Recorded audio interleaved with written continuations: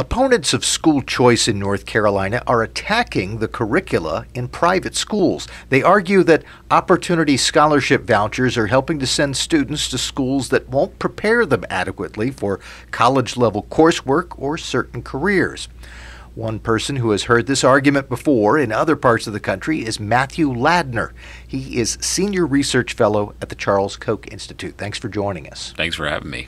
So this is one of the more popular arguments right now against the school voucher program in North Carolina, the Opportunity Scholarship Program, that, hey, these private schools that are taking these students, they just don't have good curricula. We should not be sending tax dollars to these schools. You have heard this in other attacks on private school choice? I have, yeah. It's a hot topic in Florida right now, for instance. And, I would say that the thing that people should be more focused on is not curricula, but rather outcomes, right? And there is a lot of,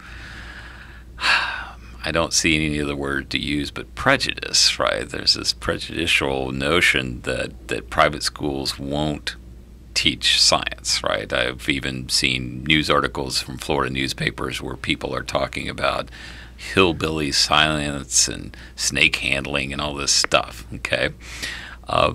There's one source of testing data that actually allows us to compare science scores for both private and public school students. And unfortunately, we can't get this at the state level, but we can get it at the regional level. So I have looked at the private school science scores in the American South compared to the public school scores.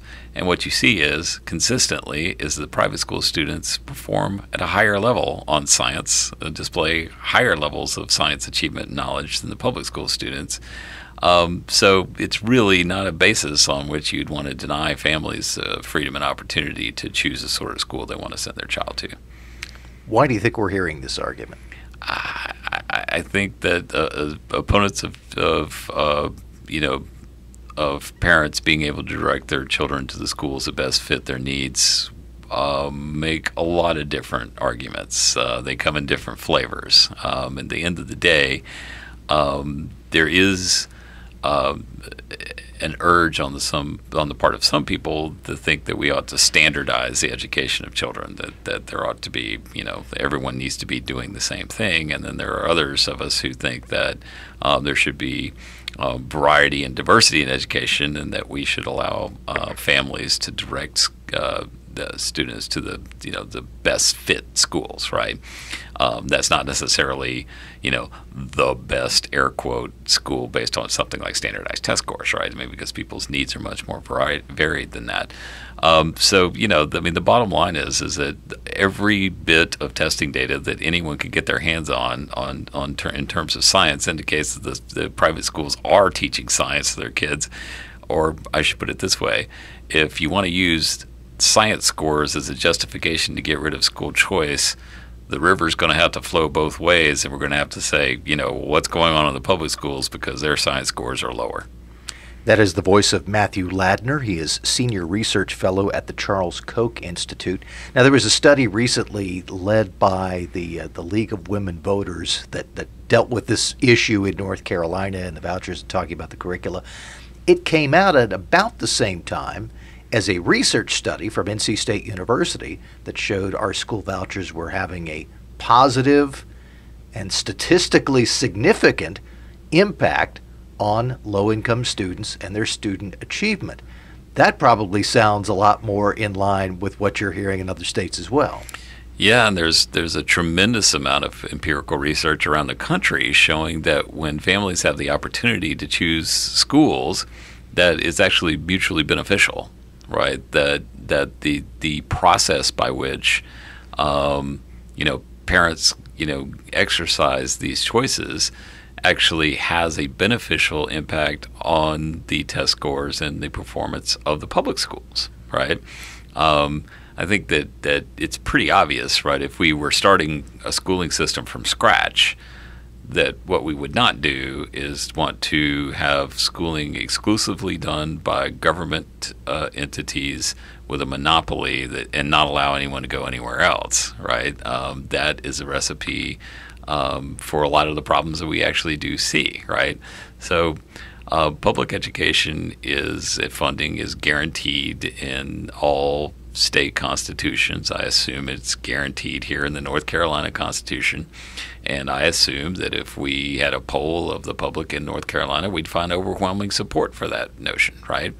But the fact that the public is going to provide funding for education does not mean that it should be the exclusive provider of that education, right? And this is crucially important. If you go back and read John Stuart Mill's on Liberty, he has a chapter about education, and he describes it as being of unspeakable importance that civil society takes a leading role in providing education.